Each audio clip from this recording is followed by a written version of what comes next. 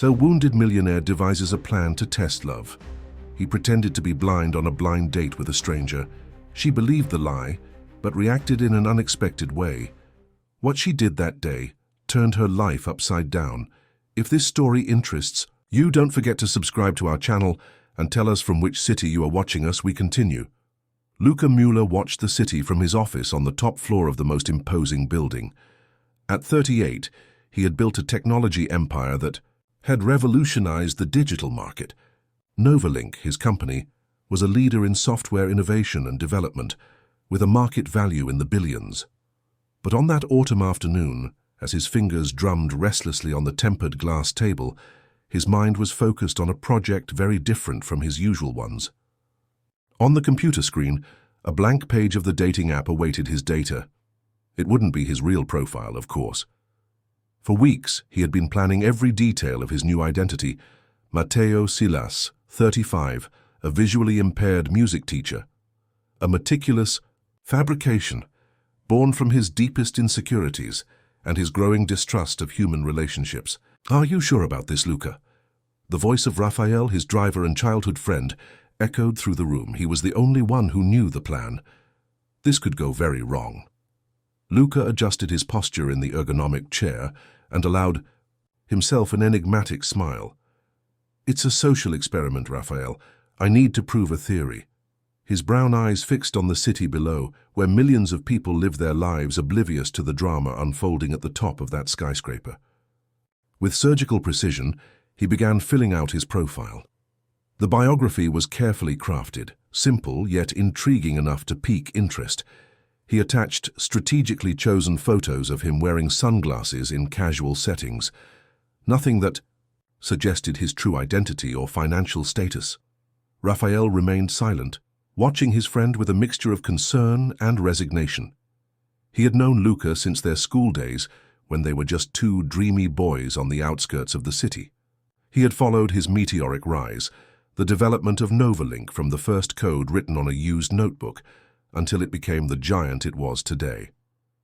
"Have you ever thought that you might find someone who actually likes you?" Raphael questioned, breaking the silence, "and that this lie could destroy any real possibility?" Luca paused for a moment, his fingers hovering over the keyboard. "No one approaches me for who I am, Raphael. It's always for the fortune, the influence, the public image." His voice carried years of accumulated disappointments, superficial relationships that ended as soon as true intentions came to light. The profile was ready. Luca studied every detail once more, making sure there were no flaws in its construction. Beside the computer, a specially selected pair of sunglasses and a folding cane waited, instruments of his elaborate staging. "I'm going to need you to be my eyes in this story," I told Raphael, handing him a small headset. "We need to rehearse. Every move, every gesture. It has to be perfect." Raphael took the device reluctantly. "And when you find someone, how long do you intend to keep up this charade?" "As long as it takes to prove my point," Luca replied, his voice firm and resolute. "I want to see how people react when they don't know who I really am. When they think they're dealing with someone who needs help, who needs understanding." The first notifications began to appear on the screen. People were interested in the newly created profile. Luca watched the alerts with a mixture of anxiety and satisfaction. His experiment was beginning. "You're playing with real feelings," Raphael warned, a last-ditch attempt to make his friend reconsider. "This could hurt someone." Luca looked away from the screen, staring at the city again. The sun was beginning to set, painting the sky with orange tones that were reflected in the hundreds of windows of the neighboring buildings. "Sometimes we need to create an illusion to find the truth," he murmured, more to himself than to Raphael. Helena Costa was finishing organizing her books in the small library of the state school where she taught literature.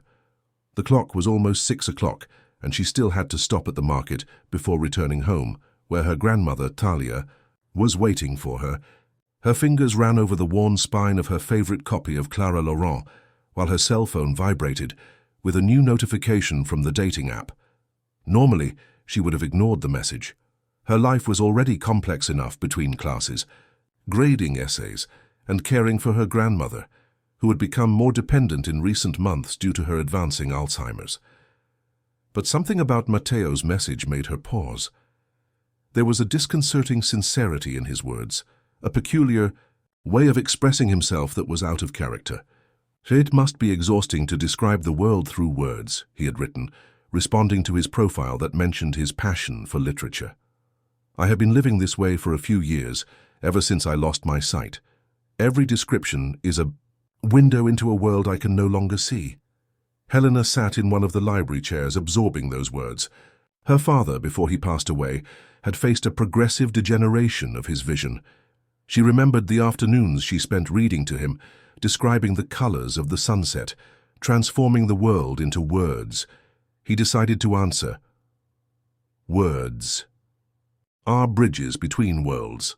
Sometimes we see more through them than with our own eyes. The conversation flowed naturally.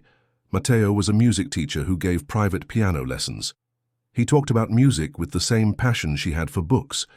For a week, they exchanged daily messages, talking about art, life, and the little discoveries of everyday life. "How about some coffee?" he suggested one Sunday afternoon. "I promise not to spill too many cups." Helena hesitated. Her routine was meticulously organized to be able to take care of Thalia, but her neighbor, Donna Zania, always offered to stay with her grandmother for a few hours. Maybe it was time to allow herself a break. "I know a quiet place," he replied after a few minutes of reflection. "It's near a square. I can describe to you every detail of the path of the ipe leaves that fall in the fall." They arranged to meet the following afternoon. Helena chose a simple blue dress, the same one she wore to her most important classes. She arrived a few minutes before the scheduled time, her heart beating at an irregular rhythm that she hadn't felt in a long time. He watched as a black car pulled up in front of the cafe. The driver quickly got out to open the passenger door. Matteo emerged with deliberate movements, cane in one hand, sunglasses framing a face that could have been in a magazine. "Matteo?" she called softly, coming closer. "I'm Helena." He turned toward her, a hesitant smile on his lips. "Your voice is exactly as I imagined," he said, reaching out across the space between them. Helena gently touched his hand, guiding him to the table she had chosen. She described the place matter-of-factly, as she had done years ago with her father. The cafe had earthy-toned walls, plants hung from the ceiling in ceramic pots, and the aroma of freshly ground beans filled the air. "You have a gift for turning images into words," Matteo commented after she finished her description. "It makes it seem like I can see everything through your eyes." What Helena couldn't see was the man sitting in a car across the street, wearing a small earpiece, watching every move through the cafe window. Raphael watched the scene with a lump in his throat, discreetly transmitting information to his boss through the hidden device. Their meetings became more frequent over the following weeks. Helena discovered in Matteo a rare sensitivity, a unique way of perceiving the world that went beyond the absence of sight. He had a special way of noticing details through his other senses, the specific clink of each type of cup, the characteristic aroma of different coffees, the particular texture of each surface his fingers touched. One particularly pleasant afternoon, they decided to walk through the park. Helena guided Matteo naturally, their arms loosely intertwined. She described the colors of the sky, the shapes of the clouds, the movements of the people passing by. He absorbed every word with genuine interest, asking questions that demonstrated a sincere curiosity about her perspective on the world. "My father loved it when I described colors to him," Helena said, as they sat on a bench near the lake. "He said that everyone has a unique way of seeing colors, even those who can't physically see them." Matteo adjusted his sunglasses, a gesture Helena had noticed was common when he was thoughtful. "How did he deal with the progressive loss of vision?" "With a courage I never imagined possible," she replied, her soft voice carrying a mixture of pride and longing. "He transformed every limitation into a new way of experiencing the world. He took up the guitar, developed an extraordinary ear for music." On the park bench, Helena watched a family passing by, a child running ahead of his parents, their laughter echoing through the air. She described the scene to Matteo, who smiled with genuine delight. "How you have a special gift, Helena," he commented. Your words don't just describe, they convey emotion. It's as if you can see beyond the surface of things. Elsewhere in the park, Raphael watched the scene through binoculars, occasionally relaying information through his communication device. But for the first time since they had begun their plan, Luca seemed less interested in the technical instructions and more absorbed in the conversation itself. You know, sometimes I wonder what it would be like to be able to see again, Matteo continued, his voice taking on a more reflective tone. But then I realized that maybe I never really saw people before like I do now. Helena noticed something peculiar in that sentence, a nuance that she couldn't quite define. She tucked the information away in a corner of her mind, as she did with all the small inconsistencies that she occasionally noticed. True vision goes beyond the eyes, she replied, choosing her words carefully. My grandmother, for example, is losing her memories because of Alzheimer's, but at times she has a surprising clarity about people. It's as if she can see through the masks we all wear. Matteo visibly tensed at the mention of his grandmother. It must be hard for you, taking care of her and still keeping up with your job at school. It's challenging, Helena admitted, especially when it comes to technology. The apps and systems that are supposed to make our lives easier seem to be designed without people like her in mind. The other day we tried using a medication tracking app, but the interface was so complex that we ended up reverting to the old method of alarms and paper notes. Luca felt his heart race inside Matteo's character. It was the first time anyone had brought up this perspective on assistive technology in such a personal, real way. In his office at Novalink, he had led dozens of accessibility projects, but always from a technical perspective, never truly considering the human impact.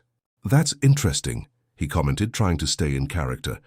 How do you think these systems could be made more accessible?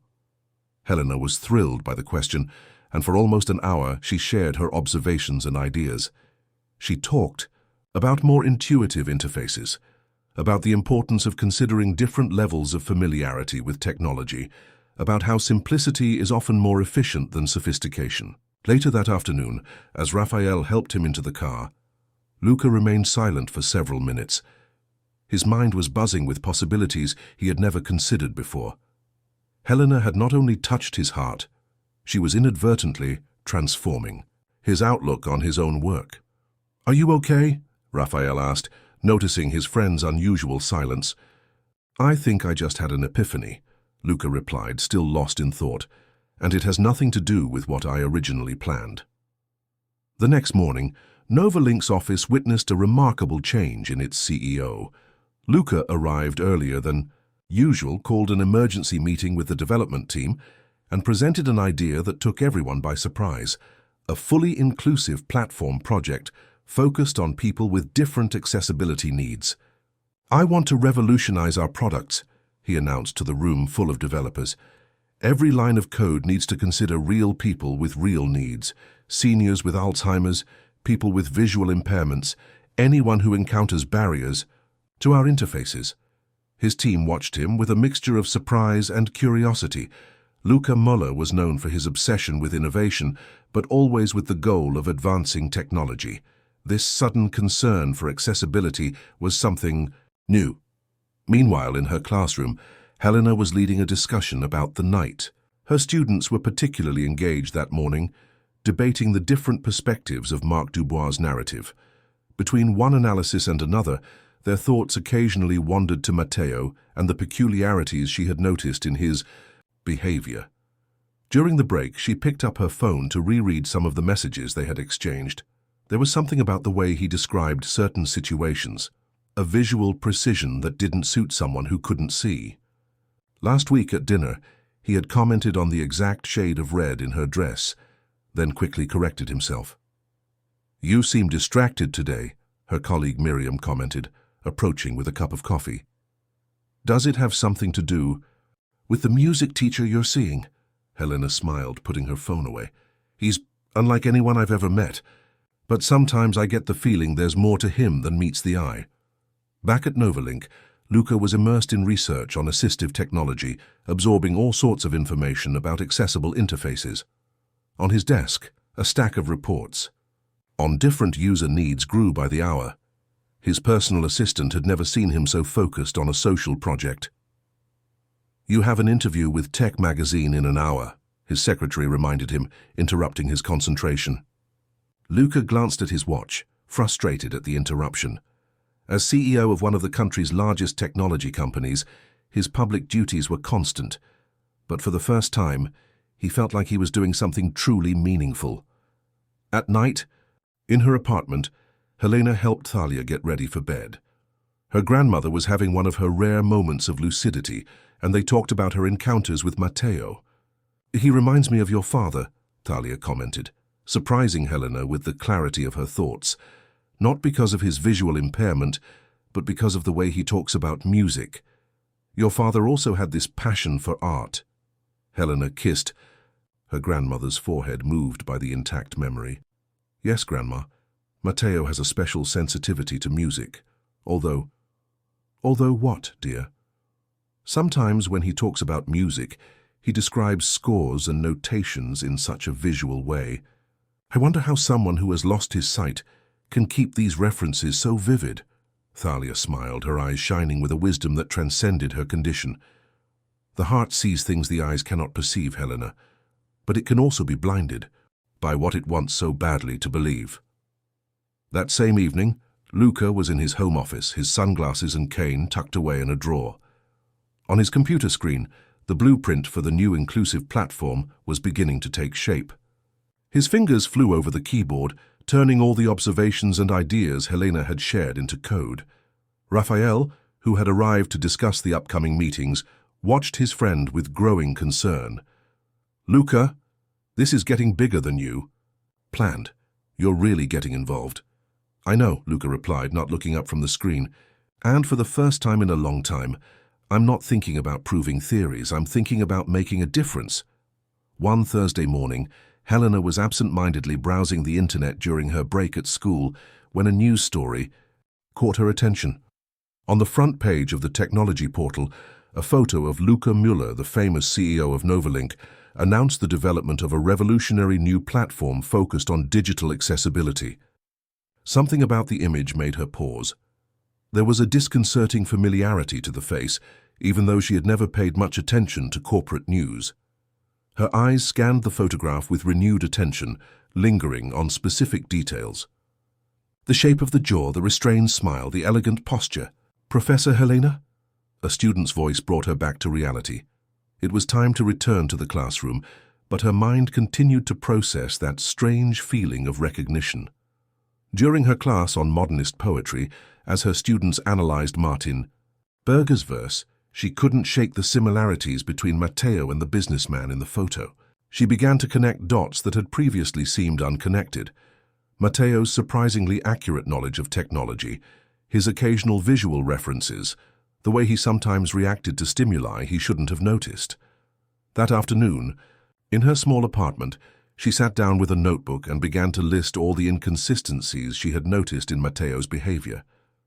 Little slips that in isolation might not mean anything, but together they formed an intriguing pattern.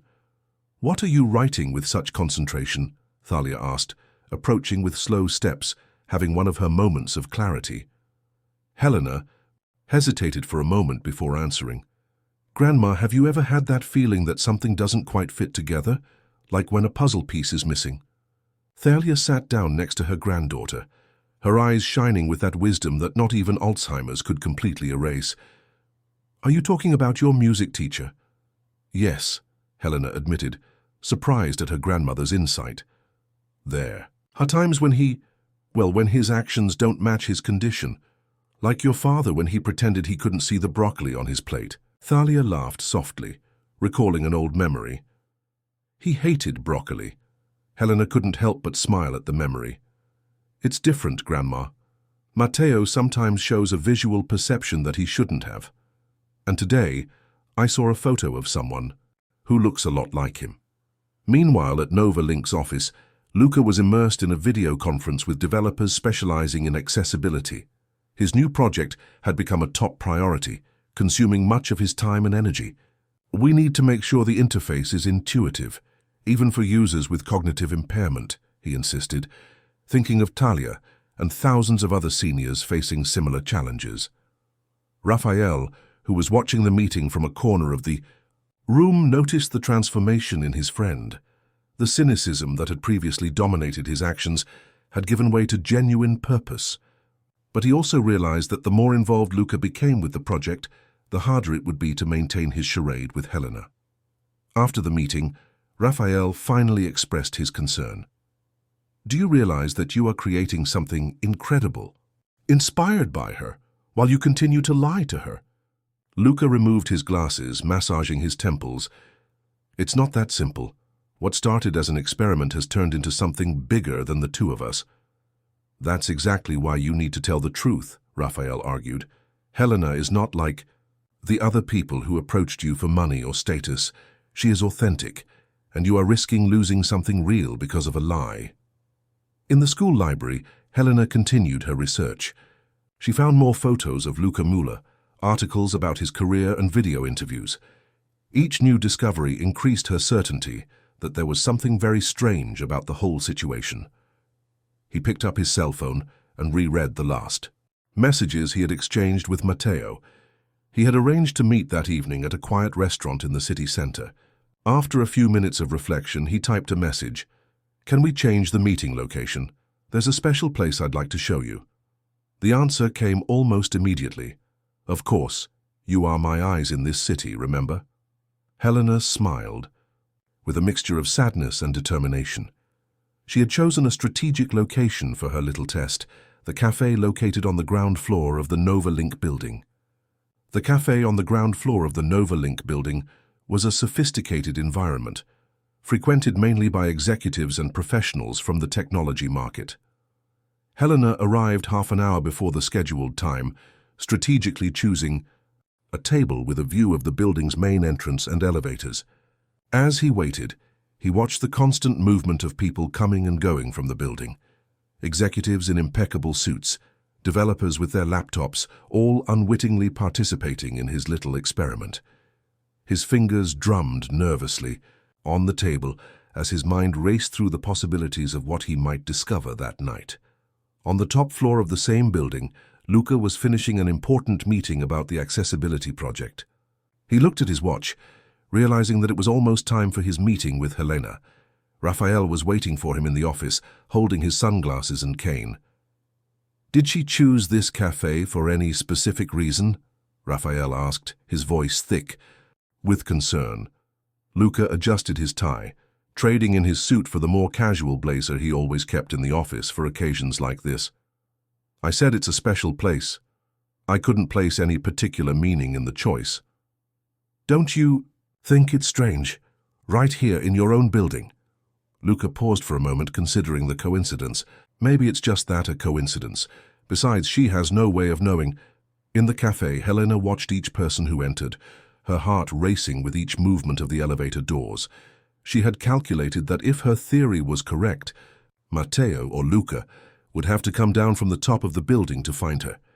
At 7:30 p.m. sharp, she saw a familiar black car pull up in front of the building. Raphael got out first, heading for the passenger door. Helena held her breath, her eyes fixed on the scene unfolding. Matteo emerged from the vehicle with his usual controlled elegance, cane in one hand, sunglasses in place. Raphael led him to the entrance of the cafe, but Helena noticed something curious. He did not enter immediately. There was a brief, almost imperceptible hesitation, as if he were recognizing the place. "Matteo," she called, her voice softer than usual, watching his reaction closely. He turned toward her with far too much precision for someone who shouldn't know her exact location. Helena mentally registered this detail further. "Helena," he smiled, approaching with Raphael at his side. "I hope I didn't keep you waiting too long." "No, I just got here," she lied, indicating the chair across from her. "This place has a special meaning to me.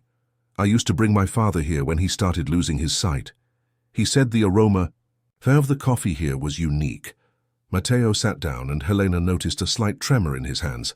"It really does smell wonderful," he commented, as Raphael moved away discreetly. "Did you know this is the Novalink building?" Helena asked casually, observing every micro-expression on his face. "That tech company that's developing a new accessibility project." There was an almost imperceptible pause before his answer. I didn't know.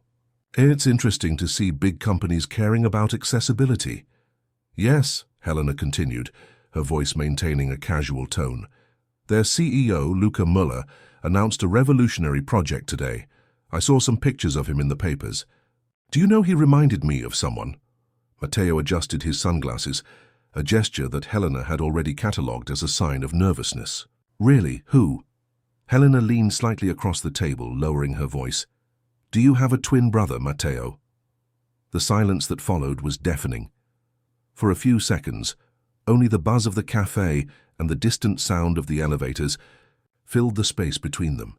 Helena could see the inner conflict etched on Matteo's features, even partially hidden by his sunglasses. Helena, he began, but was interrupted by the sound of excited voices approaching.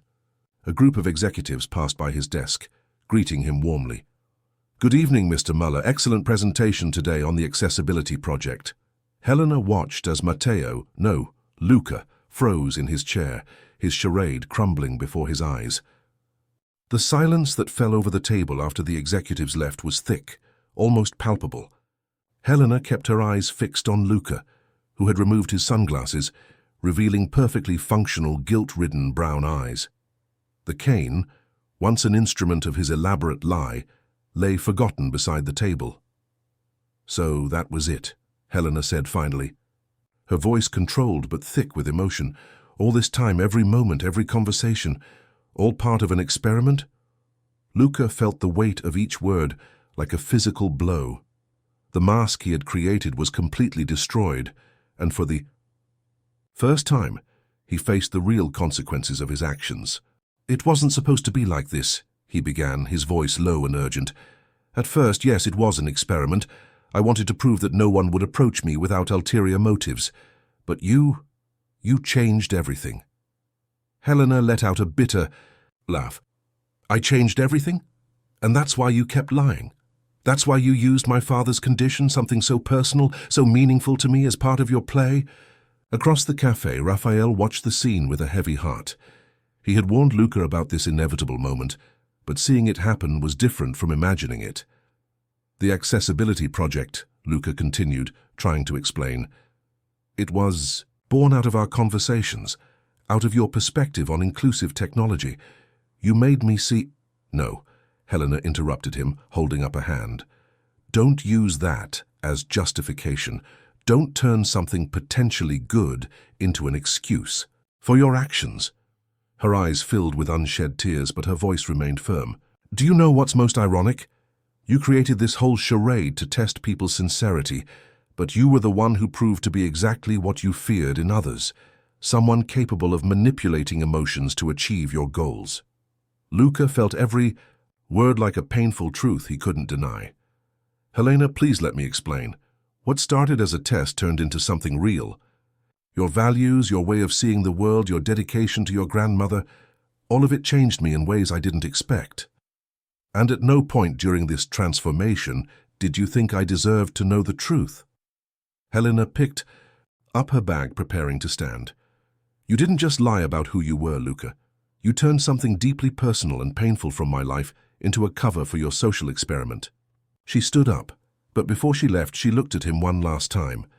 You know what my father always said, that losing his sight taught him to see people with their hearts.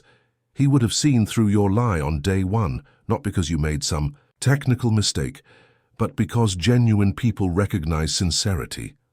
Luca tried to get up and reach her, but Helena was already heading towards the exit of the cafe. A few people were watching the scene discreetly, probably recognizing the famous CEO of Novalink in a moment of public vulnerability. Raphael quickly approached, worried about his friend's condition. Luca! No, Luca interrupted, his eyes still fixed on the door Helena had left through. She's right. About everything. I've become exactly the kind of person I've always criticized. That night in her apartment, Helena found Thalia awake, waiting for her return. Her grandmother, in one of her moments of lucidity, immediately realized that something was wrong. What happened, dear? Thalia asked softly, reaching out to her granddaughter. Helena allowed herself to be hugged, the tears finally escaping. "Remember when you said that the heart can be blinded by what we want to believe so much? You were right, Grandma, so right." Thalia stroked her granddaughter's hair with a wisdom that transcended her condition. "Sometimes good people make bad choices out of fear, and sometimes bad choices take us to places we needed to go." "What do you mean?" Helena asked, looking up. "Maybe that lie revealed truths that needed to be discovered. Not just about him, but about you too." The next morning, Nova Link was buzzing with a different energy. Word spread through the halls that Luca Mueller had arrived earlier than usual and locked himself in his office. What no one knew was that he had spent the entire night there, deep in thought and obsessively working on the accessibility project. Raphael found his friend exhausted but focused, surrounded by dozens of notes and interface sketches. "You need to rest, Luca." "I can't," he replied, not looking up from the computer screen. "This project needs to be perfect, not for me, not for the company, but for all the people who really need it." In her classroom, Helena faced her own challenges. Maintaining her composure in front of 30 students while her personal world was in turmoil required a superhuman effort. As she reviewed Marc Dubois' human aura, she couldn't help but notice the ironies between the work and her own recent experience. "Professor," a student raised his hand, "why couldn't Dr. Sidney Bally see that his own obsession with classifying madness was itself a form of madness?" The question struck Helena like a thunderbolt. "Sometimes," she replied, choosing her words carefully, "our strongest convictions can blind us to important truths. Dr. Bally was so determined to prove his theory that he lost the ability to question his own methods." During the break, Miriam noticed her friend's condition. "You found out something about him, didn't you?" Helena nodded slightly. "I've discovered that sometimes people build such complex mazes of mistrust that they end up getting lost within them." At Novalink, Luca was leading a meeting unlike any other. He had brought together not only his development team, but also representatives from associations for the visually impaired, accessibility experts, and caregivers of people with Alzheimer's. "I don't just want to create an accessible platform," he explained, his voice carrying a new urgency. "I want it to be developed by people who truly understand these needs. You will lead this project." Raphael, watching from the door, recognized in his friend's words echoes of his conversations with Helena. Her influence was present in every aspect of that transformation, even after her departure. In the afternoon, Helena visited the doctor with Thalia for a routine checkup. While they waited, her grandmother had another moment of surprising clarity. "You know what I miss most," Thalia said, looking out the office window. "The ability to cherish new moments. Sometimes I feel like I'm losing parts of myself, but I can still recognize true love when I see it." Helena held her grandmother's hand. "What do you mean, Grandma? That boy, even with all the lies, had love in his eyes when he spoke to you. The problem is that he was so afraid of being hurt that he ended up hurting you first." At the end of the day, Luca found an envelope on his desk addressed to him. Inside was a page torn from a book by Clara Laurent with a passage underlined, "What kills a garden is not neglect. What kills a garden is the empty gaze of those who pass by it indifferently." He immediately recognized Helena's handwriting. Alongside was a simple note, "I hope your project helps people really see each other." Luca put the note in the B drawer, along with the sunglasses and the cane he would never use again. He looked out the window of his office, watching the city spread out below. For the first time in a long time, he saw beyond appearances, beyond the masks he himself had created. Raphael entered the room, carrying some more project documents. "How are you?" "Learning to see," Luca replied, a sad smile on his lips. "It's ironic that I had to pretend to be blind to start seeing for real." 2 weeks had passed since the coffee shop reveal. Novalink had transformed into a completely different environment. What had once been a traditional technology office now housed a unique diversity of professionals. Visually impaired consultants tested interfaces, accessibility experts reviewed every detail of the design, and caregivers of people with different needs shared their experiences. Luca had transformed the entire 15th floor into an accessibility lab. The glass walls were covered with colorful post-it notes containing suggestions and feedback from users. The CEO, known for his technical perfectionism, now spent hours listening to real people's stories, absorbing every detail of their daily needs. "I've never seen him like this," one of the older developers told Raphael. "It's like he's finally found a purpose greater than numbers and innovation." Raphael watched his friend with a mixture of pride and concern. Luca had channeled all his energy into the project, working tirelessly, as if each line of code could somehow make up for the mistake he had made. At the state school, Helena was also facing her own transformations. Her literature classes had taken on a new dimension. When she discussed with her students the social masks in Marc Dubois' Pride, or the search for truth in Clara Laurent's The Prince, her words carried the weight of recent experience. "Literature is not just about stories," she explained. To students, it's about recognizing universal truths in personal experiences, about seeing beyond appearances. At home, Thalia had increasing difficulty recognizing familiar faces, but she surprised her granddaughter with moments of profound clarity about feelings and relationships. One particularly difficult afternoon, when Helena tried to help her use the tablet for a video call with the doctor, Thalia held her hand. "You know what's funny?"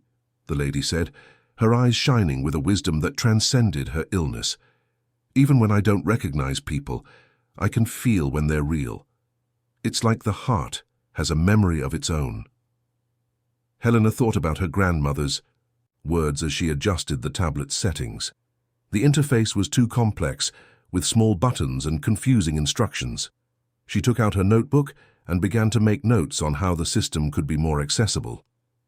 The next day, during her class on modern poetry, Helena was surprised by a piece of news on her cell phone. Novalink had announced the start of beta testing of its new accessibility platform. The project, led by Luca Müller, was being developed, in collaboration with associations supporting people with disabilities and experts in digital inclusion. His eyes scanned the article, stopping at a quote from Luca. "This project was born from a personal lesson about seeing beyond appearances.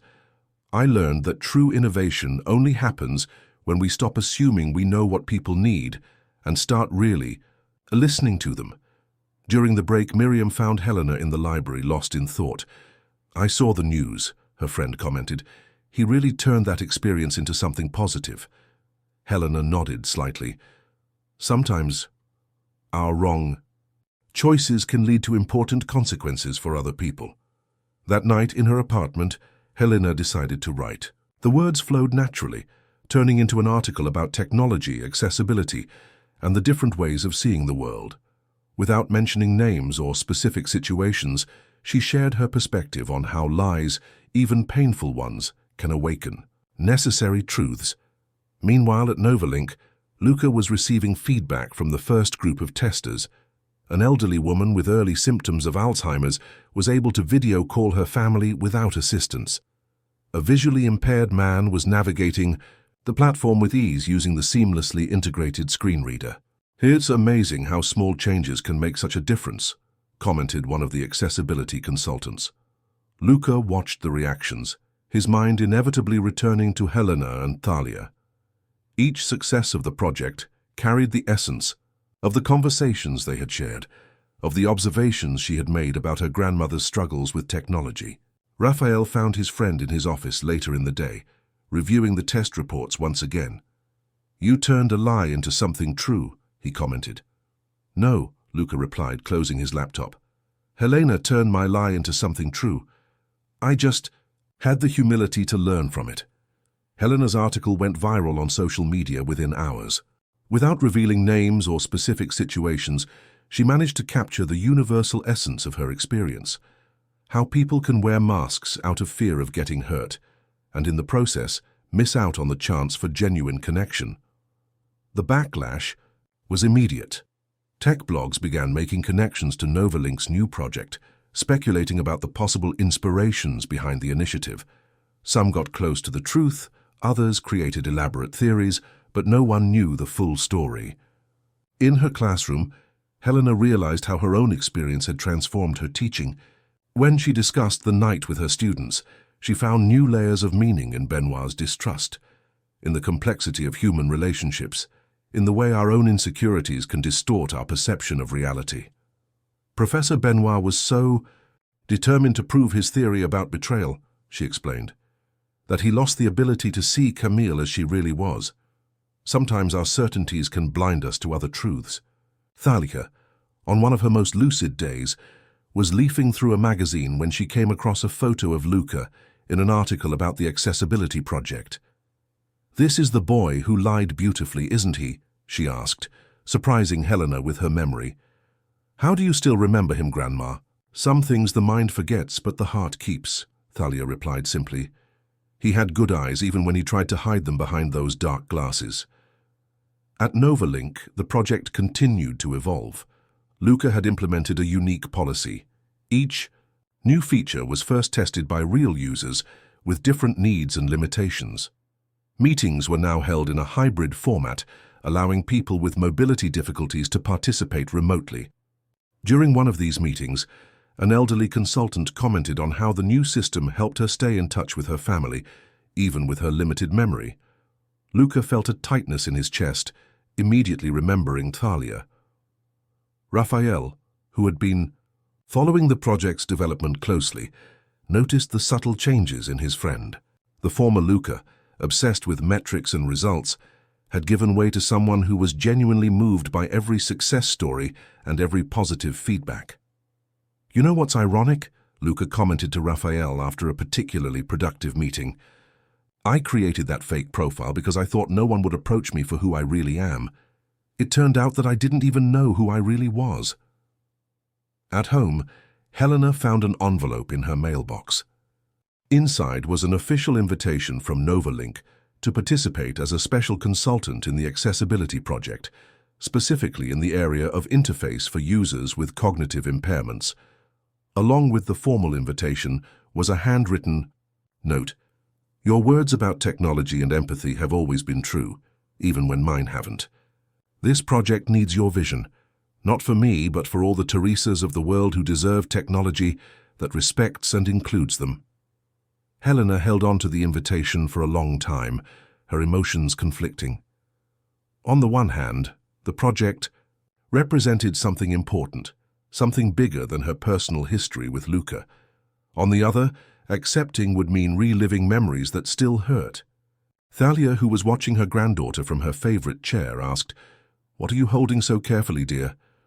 "A difficult choice, Grandma," Helena replied, sitting down next to her grandmother. "You know what your father always said," Thalia said, her eyes shining with momentary clarity. "That sometimes you have to close your eyes to see the right path. He wasn't just talking about his vision." Helena smiled, remembering how her father faced every challenge with calm. "How? Do you always know what to say?" "I don't know, dear," Thalia replied with a smile.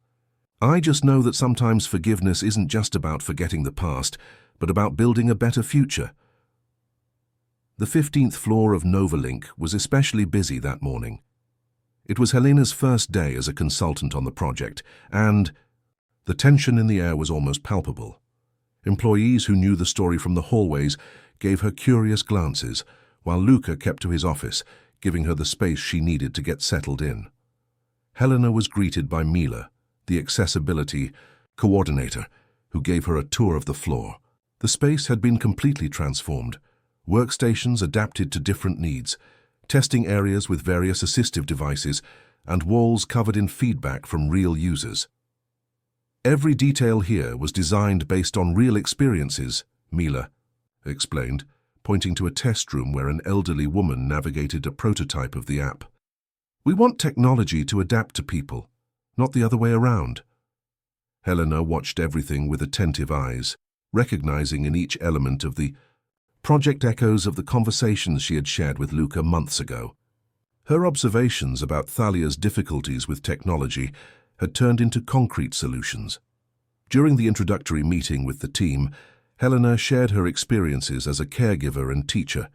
She talked about how technology could be more intuitive for people with different levels of digital familiarity, and about the importance of interfaces that respect the time and limitations of each user. "My grandmother used to say that it's not she who forgets things, it's things that hide from her," Helena said, drawing knowing smiles from the team. Our mission is to create technology that doesn't hide from anyone. At the end of the day, while organizing her notes, Helena received a message from Miriam. "How was the first day? Did you survive the meeting with him?"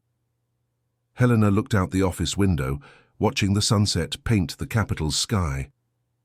"Actually," she replied, "we haven't met directly yet, but the project is exactly what I've always dreamed of seeing happen."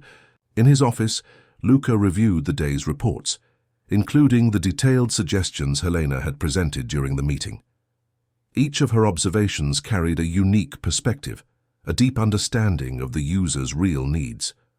Raphael entered the room, finding his friend absorbed in the documents. "She brought a different energy to the team," he said. "People are inspired." "She's always had that gift," Luca replied, not taking his eyes off the reports, "of seeing beyond appearances, of understanding what people really need." At night, at home, Helena shared the project's news with Thalia.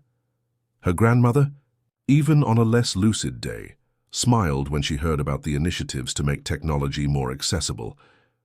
"You know what's funny, Grandma?" Helena commented, helping Thalia with her dinner.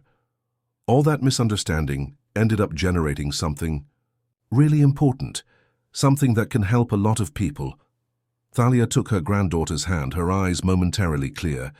"Sometimes we have to get lost to find the right path, don't we?" The next day, Helena arrived at the office early, determined to dive deeper into the project. She found a full breakfast on her desk, whole grain bread, fresh fruit, and coffee. Prepared exactly as she had mentioned she liked it that first night at the cafe months ago. Along with it was a simple note. "Thank you for teaching Novalink how to really see people. L." Helena tucked the note into her diary, a small smile forming on her lips. Maybe Thalia was right.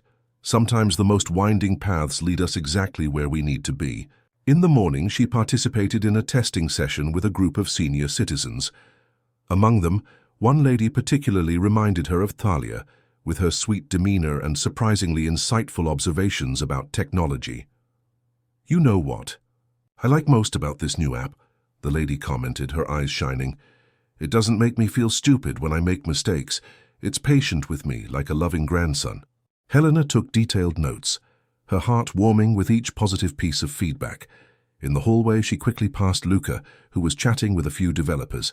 Their eyes met briefly, and for the first time since the revelation, there was no hurt or resentment, just a quiet acknowledgement of the important work they were doing together. A week had passed since Helena had started working on the project. The office dynamic had found its own rhythm, with her leading accessibility initiatives for users with cognitive impairments. Her experience with Thalia provided valuable insights that no technical study could offer. One particularly productive afternoon, Helena was leading a focus group with caregivers of people with Alzheimer's. The stories shared echoed her own experience. With each challenge, she reported revealing a new opportunity for improvement for the platform. "The problem isn't just memory," one participant explained. "It's the frustration of feeling like the digital world wasn't made for them. Every mistake, every confusing button is like a little rejection." Helena wrote down each observation, her mind already formulating solutions. On the other side of the glass of the meeting room, Luca observed the session discreetly, admiring the natural way in which she led the group, how she transformed vulnerabilities into possibilities. After the meeting, while organizing her notes, in the project room, Helena was surprised by Mila, who entered carrying an old box of files. "Look what we found in the warehouse," Mila said, placing the box on the table.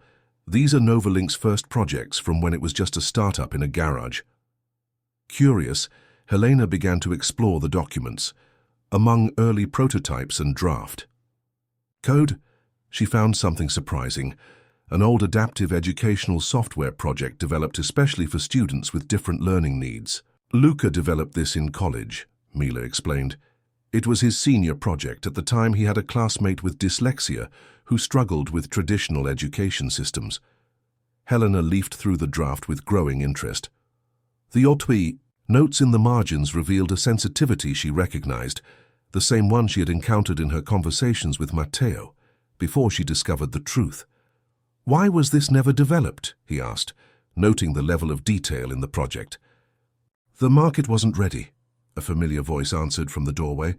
Luca was standing there watching the scene. Investors wanted more commercial products with faster returns. The project was eventually shelved. It was the first time they had spoken directly since Helena had started working on the project. The silence that followed was filled with unspoken words. "Some ideas need to wait for the right moment," Helena finally commented, her eyes meeting his, "and the right people to turn them into reality."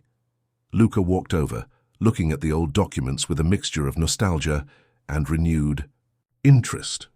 "Maybe we can incorporate some of these concepts into the current project.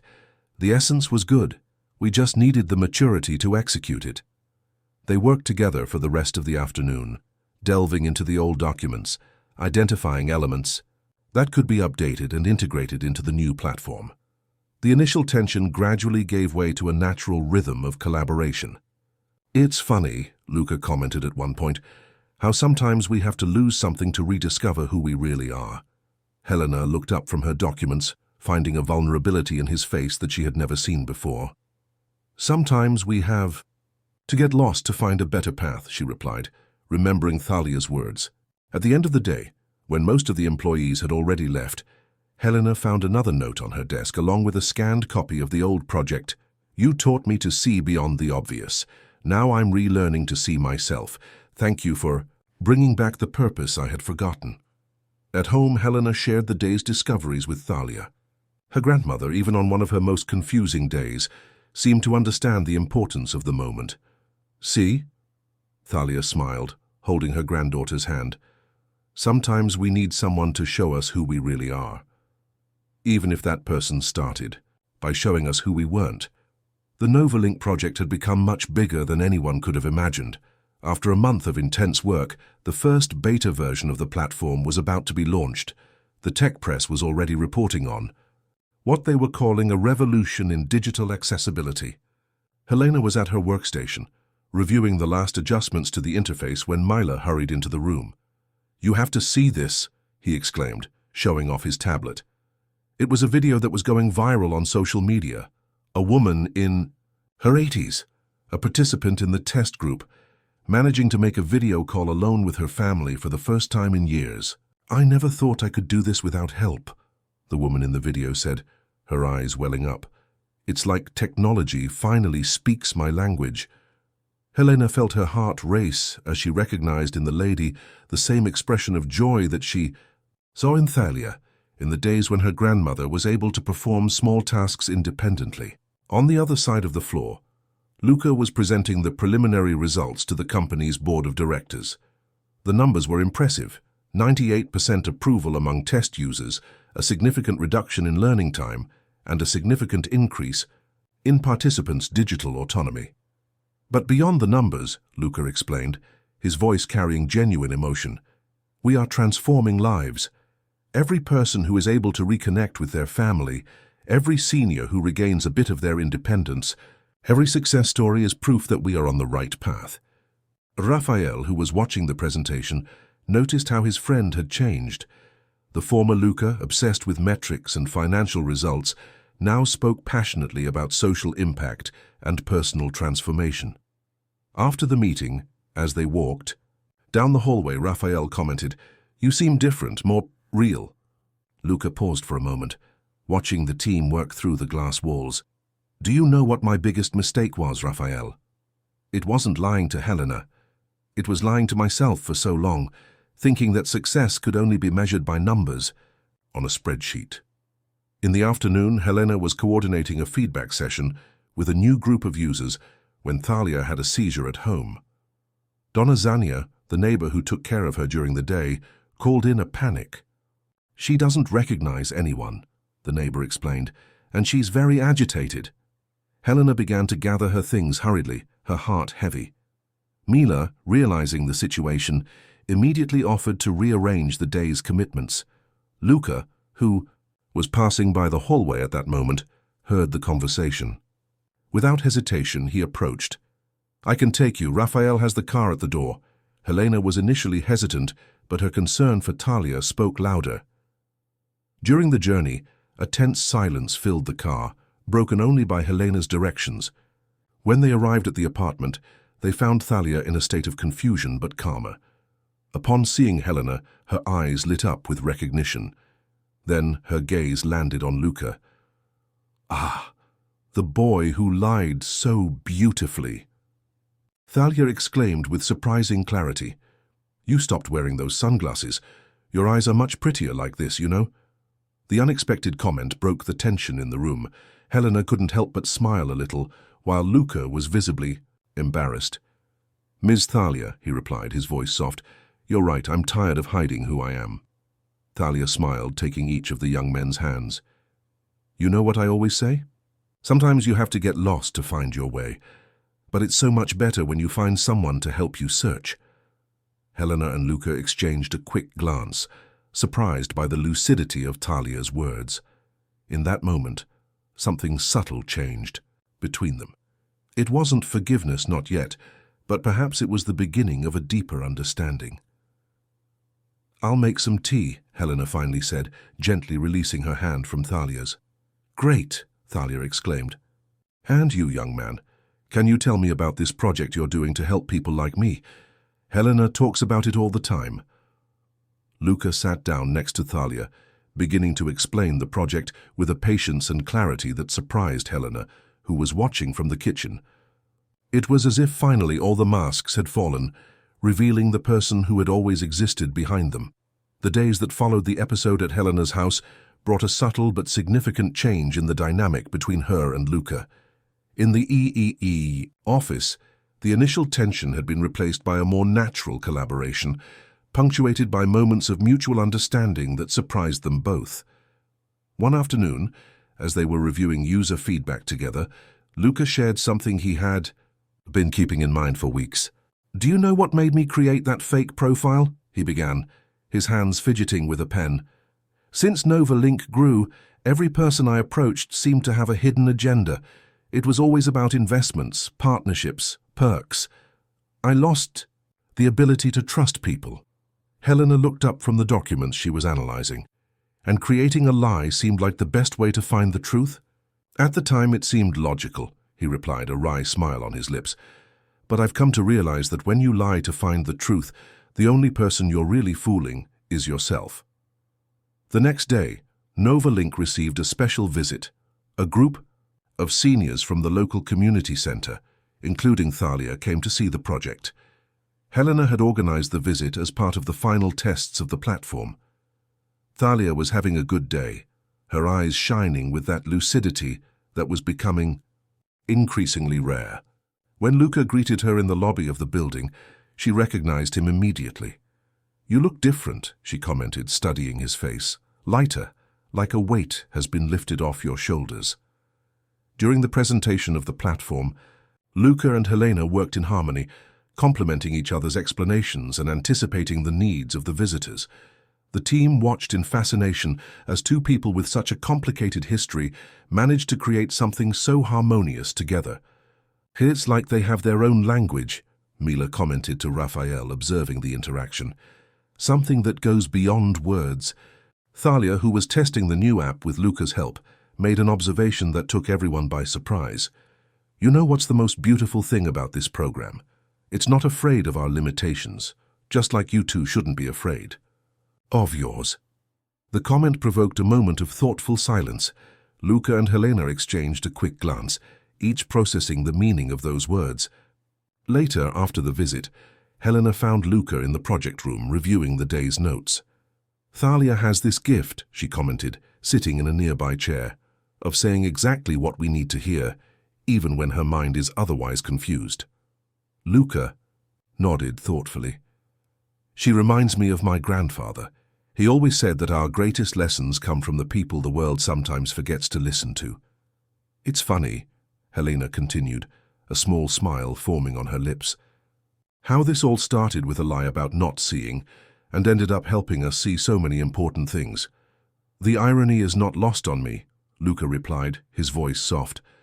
I wanted to prove that people only approached me out of self-interest, and I ended up discovering that the biggest self-interested person was myself. The silence that followed was no longer filled with hurt or resentment. It was a silence of understanding, of mutual recognition of how much they had grown through that experience. Raphael, who was passing by the room at that moment, stopped, briefly at the door observing the scene. He remembered when he had warned Luca about the risks of that social experiment and how, paradoxically, that lie had led everyone to a truth greater than themselves. "The platform launch dinner is next week," Luca said, breaking the silence. "Thalia is invited, of course. In fact, she's our guest of honor." Helena smiled, genuinely touched. "She'll appreciate that. On good days, she still talks about the pretty liar who's helping people like her." Nova Link's main auditorium was buzzing with preparations for the platform's launch event. Elegant banners adorned the walls, displaying moving testimonials from users who had participated in the testing phase. In the center of the stage, a giant screen waited to show the presentation that Helena and Luca had prepared together. In the adjacent meeting room, the team was making final adjustments. Helena was coordinating a group of volunteers who would assist special guests, elderly users and people with different needs during the event. "Every detail needs to reflect our mission," she explained to the volunteers. "We're not just launching a product, we're introducing a new way of thinking about technology and inclusion." Luca, on the other side of the floor, was finishing his opening speech. The words flowed naturally now, charged with an authenticity that surprised even Raphael, who was watching him from the doorway. "You really believe every word you wrote, don't you?" Raphael commented, coming closer. "For the first time in my life," Luca replied, setting his pen down on the table, "I'm not thinking about impressing anyone. I just want to share something that can really make a difference." The afternoon wore on, and Helena decided to take a break to check on Thalia. Her grandmother was especially excited about the prospect of the event, even if her memory sometimes failed her on the details. "I'll wear my blue dress," Thalia announced when Helena called. "The one your father said suited the sky." "Of course, Grandma," Helena replied, thrilled with her memory intact. "You'll look beautiful." Back at the office, Helena found an elegant envelope on her desk. Inside was a card with Luca's distinctive handwriting. "Tomorrow I will tell our story. Not the story I made up, but the real one, about how a lie can lead to the most important truth I have ever discovered. I hope you will allow me to share it with everyone." Helena reread the card several times, her heart beating an irregular rhythm. It was the first time they had spoken openly about sharing their story with the public. Mila entered the room at that moment, carrying the latest test reports. "Everything okay? You look thoughtful." "Luca wants to tell our story tomorrow," Helena replied, showing the card. "The real story." Mila sat, considering the situation. "And how do you feel about it?" "It's funny," Helena mused, a small smile forming on her lips. "A few months. Ergo, the idea of exposing this story would have made me furious. Now it feels like the perfect closing of a cycle." At the end of the day, the crew gathered for a dress rehearsal. The auditorium was almost ready. The platform was working perfectly. Every detail had been checked and rechecked. Luca and Helena met on the empty stage after rehearsal, both absorbing the magnitude of the moment that was to come. "Are you sure about telling me everything tomorrow?" she asked, finally breaking the silence. "Absolutely," he replied, his eyes meeting hers.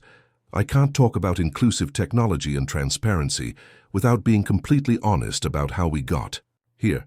Helena nodded slowly. "You know what Thalia told me the other day? That sometimes we need to share our stories not because of our own mistakes, but because of what we learned from them."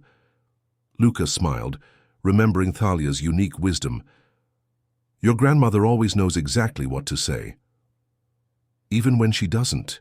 Remember where she is," Helena added. "She never forgets how to touch people's hearts." The sun was beginning to set, painting the auditorium with golden hues through the large windows. Luca and Helena stood there side by side, observing the space that would soon be the stage for a transformation that was not only technological, but profoundly human. "Tomorrow," Luca said softly, "we will show the world that sometimes the greatest technological advances are born not from technical innovations, but from true human connections." Helena looked at him, noticing how his eyes no longer held that old distrust. In its place was something new, something genuine that not even the dark glasses of the past could hide. And that sometimes, she added, we need to lose ourselves completely to find our true purpose. The morning of the launch arrived with a special energy in the air. The Novalink auditorium was packed. Press, investors, representatives of accessibility, associations, and most importantly, dozens of users who had participated in the platform tests. Thalia sat in the front row, radiant in her blue dress, having one of her most lucid days. Beside her, Donna Zania helped her orient herself in the environment, while other elderly people in the test group chatted excitedly about their experiences with the new technology. Backstage, Helena was fine-tuning the final details of the presentation when Luca approached. He was dressed in an elegant suit, but his posture was different from the businessman she had seen in photos months ago. There was a genuine simplicity in his demeanor now. "Ready?" he asked, offering a nervous smile. "Almost," Helena replied, making one last adjustment to her tablet. "Thalia is beaming today. She recognized everyone and is explaining to her friends how to use the app." Luca smiled, looking through the curtain at the front row. "She's our best ambassador. I've never seen anyone explain technology with such care." The event started promptly at 10 a.m. Mila opened the presentations, talking about Novalink's mission to make technology truly accessible to everyone. Then a moving video showed testimonials from users who participated in the tests. When Luca took the stage, the audience fell silent in anticipation. He adjusted his microphone and, for the first time in his career, began a speech not with numbers or market projections, but with a personal story. "A few months ago, I was a man who thought he knew everything about technology, but very little about people," he began. "I had built one of the largest technology companies in the country, but I had lost the ability to trust, to see beyond appearances." The audience listened in complete silence as Luca narrated his journey, without omitting his mistakes or lessons learned. When he got to the part about his encounter with Helena, his voice took on a different emotion. "I created a lie to find the truth, but I ended up discovering that the most important truth was precisely what I was trying to hide. Our need for genuine connections, for understanding, for real empathy." Helena, who was waiting her turn backstage, felt each word resonate in her heart. She watched as Thalia in the front row smiled and nodded, as if she had known all along that this moment would come. "This project," Luca continued, "was born out of real conversations about real needs. It was born when a literature teacher showed me that technology without humanity is just empty code. That innovation without empathy is progress without purpose." When Helena took the stage for her part of the presentation, the energy in the auditorium was palpable. She began by talking about Thalia and how caring for someone with Alzheimer's had taught her that technology should be a bridge, not a barrier. "Every person in this room has a story," she said, looking directly at the users in the audience. "Every struggle you shared with us, every suggestion, every moment of frustration with technology that didn't understand you, all of that has turned into something bigger than ourselves." The platform demonstration was an absolute success. Thalia, invited to the stage, proudly showed how she could make a video call by herself, how the system helped her remember her appointments, and how she finally felt included in the digital world. In the most touching moment of the morning, Luca approached Thalia on stage. "Mrs. Thalia, you taught us that sometimes we need to get lost to find the right path. This project is dedicated to you, and to all those who, like you, have helped us see beyond our own limitations." Thalia, in a moment of crystal clarity, looked at Luca and Helena, who were now standing side by side on stage. "You two have finally learned to see with your hearts," she said into the microphone, drawing heartfelt smiles from the audience. "And look how much good it's doing for the world." The launch's impact exceeded all expectations. In the weeks that followed, Novalink's story dominated not only technology portals, but also the country's main media outlets.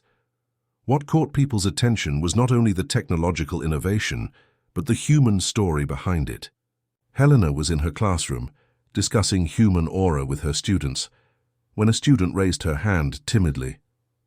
"Teacher, I saw you in the newspaper yesterday," the girl commented. "My grandmother is using that app you guys created. She was able to video call me alone for the first time." Stories like this kept coming in. The platform was truly transforming lives, creating bridges where there had previously been barriers. The project had achieved an impressive number of downloads in its first week, with a satisfaction rate that surprised even the most optimistic. At Novalink, the 15th floor remained a hub of constant innovation. Luca had completely transformed company policy. Now, every new project had to go through a board of real users before being approved. "It's not enough to be technically perfect," he explained at an investor meeting. "We need to make sure we're actually meeting people's needs." Thalia had become something of an honorary consultant for the project. On her good days, she would actively participate in feedback sessions, sharing her unique experiences and insights. Her presence in the office brought a special humanity to the corporate environment. "Do you know what's most beautiful about your work?" she commented during one of these visits. "It's seeing how people light up when they feel they've been truly listened to." One afternoon, while Helena was sorting through user feedback reports, she came across a particularly touching testimonial. It was from a woman who had regained contact with her grandchildren through the platform. "Before, I felt excluded from their world. Now I can participate in conversations, see photos, send messages. It's like I'm part of my family's life again." Luca found Helena absorbed in reading these testimonies. "It's amazing how each story is unique, isn't it?" he commented, sitting down next to her. "Each one reminds me of why we started this," she replied, looking up from her documents. "It's so much bigger than us now." Raphael, who was passing by the hallway at that moment, stopped to observe the scene. He remembered when he had warned Luca about the risks of his social experiment and how that initial lie had turned into something so true and meaningful. "Have you seen the latest update on the numbers?" he asked, walking into the room. "The app is being adopted by senior living centers across the country." The news brought smiles to Helena and Luca's faces. The project's impact was expanding in ways they hadn't initially imagined. "We need to think about how to scale this," Luca said, already seeing the possibilities. "There are so many people we can still help." Helena nodded, but her gaze was distant. "You know what Thalia told me yesterday? That even when she forgets people's names, she never forgets how they made her feel. Your grandmother has this gift of turning simple observations into great truths," Luca smiled. "I think that's what I've learned from this whole process. Sometimes the greatest innovations are born not from big technological ideas, but from small moments of human understanding." Later that afternoon, the team gathered for a small celebration. It wasn't just the impressive numbers they celebrated, but every story of a life transformed, every barrier broken, every connection re-established. Mila raised her glass in a toast to the technology that brings us closer, to the truth that transforms, and to the lies that sometimes take us to the right places. Thalia, who attended the celebration, added with her characteristic wisdom, "And to the people who have the courage to admit their mistakes and turn them into something beautiful." Helena and Luca exchanged a meaningful look. The path that had brought them here had been tortuous, but every detour, every mistake, every moment of doubt had been necessary to get them to where they were now. "To truth," Luca finished the toast, his eyes meeting Helena's. "In all its forms." The success of the project opened doors that no one had anticipated.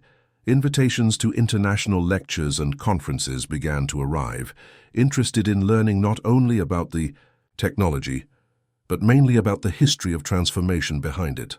On a particularly busy morning, Helena found her classroom decorated with posters made by her students. Each one told a story about how the app had impacted their families. "My grandmother was able to watch my ballet performance on her cell phone," wrote one student. "My grandpa is now part of the family group and sends emojis to everyone," shared another. Technology was creating bridges between generations, breaking down barriers that seemed insurmountable. Helena collected each story, each testimony, transforming them into a mural that was installed in the lobby of Novalink. Luca, upon seeing the mural for the first time, was silent for a few minutes, absorbing every word, every emotion shared. "It's amazing how it all started with a lie about not seeing," he reflected, "and ended up helping us see so much." Thalia's presence on the project remained essential. Even on days when her memory failed, her sensitivity to the needs of users remained intact. She had become a kind of special consultant, helping the team understand the nuances that only someone in her condition could perceive. "Do you know what's most important in an app?" she asked during a development meeting. "It's not that it's perfect, it's that it's patient. Like that person who waits for you to remember a word without finishing your sentence." Mila had incorporated this philosophy into her training for the entire team. "We're not just building technology," she explained to new developers. "We're building experiences that respect the dignity of every user." One afternoon, while reviewing the project's expansion plans, Luca found Helena in the meeting room, absorbed in her notes. "I've thought a lot about that first meeting at the coffee shop," he said, sitting down next to her. "About how I was, determined to prove that no one would approach me without interest." Helena looked up from her papers, a small smile forming on her lips. "And it turns out that interest can be a positive thing when it's genuine. More than that," Luca continued, "I found that sometimes we have to lose something precious to understand its true value." Raphael, who was entering the room at that moment carrying the latest reports on the platform's use, couldn't help but smile when he saw the scene. His friend's transformation was evident not only in his words, but in every gesture, every decision. "The numbers are impressive," he said, laying the reports on the table. "But what's more important are the stories behind them." Thalia, who had arrived for another testing session, entered the room leaning on Donazania. Her eyes shone with that special lucidity that appeared in the most important moments. "You know what your father always said, Helena," she said, sitting up carefully. "That sometimes we need to lose our sight to see what really matters." Luca and Helena exchanged a meaningful look. Thalia's wisdom, even amidst the fog of Alzheimer's, continued to illuminate their paths. "And what really matters, Donatalia?" Luca asked softly. "The connections we make," she replied simply. "The truths we discover. The people who help us be better, even when we start out worse." The afternoon wore on and the office was buzzing with preparations for the international launch of the platform, but in that room for a few moments, time seemed to stand still. It was as if the universe wanted them to fully absorb the magnitude of what they had built together. "You know," Helena commented, breaking the contemplative silence, "I think I understand now what Thalia always meant about getting lost to find the right path." Luca nodded, understanding deeply. Sometimes the right path isn't the most direct one, but the one that teaches us the most along the journey. 6 months after the platform's launch, Novalink had completely transformed. What was once just another technology company was now recognized worldwide as a reference in social innovation and digital accessibility. The 15th floor, once a traditional corporate environment, had become a collaborative space where developers worked side by side with real users. On a particularly significant morning, Helena arrived at the office to find a different kind of excitement. The company had been selected to receive an international award for social innovation, and the ceremony would be broadcast live to all employees. "It's not just an award for the company," Luca explained during the morning meeting. "It's a recognition that technology can and should be developed with humanity." Thalia, who made a point of being present at important moments, even on her most confusing days, observed everything with a serene smile. She was sitting in her special chair, which the team had affectionately nicknamed the Throne of Wisdom. "You know what's most beautiful about all of this?" she said during a moment of lucidity. "Seeing how a story that started with fear of trusting people ended up creating so much space for trust." The broadcast of the ceremony began promptly at 10 a.m. The Novalink auditorium was packed. Employees, project users, family members, and journalists were waiting anxiously. When the company's name was announced, the emotion was collective. Luca took the virtual stage to give his acceptance speech, but what happened next surprised everyone. Instead of talking about numbers or technical achievements, he began by telling a story. "A year ago, I was a man who believed success was measured only by financial results. I used technology as a barrier, not a bridge. It took a lie to teach me about truth and a loss of trust to show me the value of genuine connection. The camera showed Helena in the audience, her eyes teary as Luca continued. This award doesn't just celebrate a technological innovation. It celebrates a human transformation. It celebrates every person who taught us that accessibility isn't about adapting people to technology. It's about creating technology that adapts to people.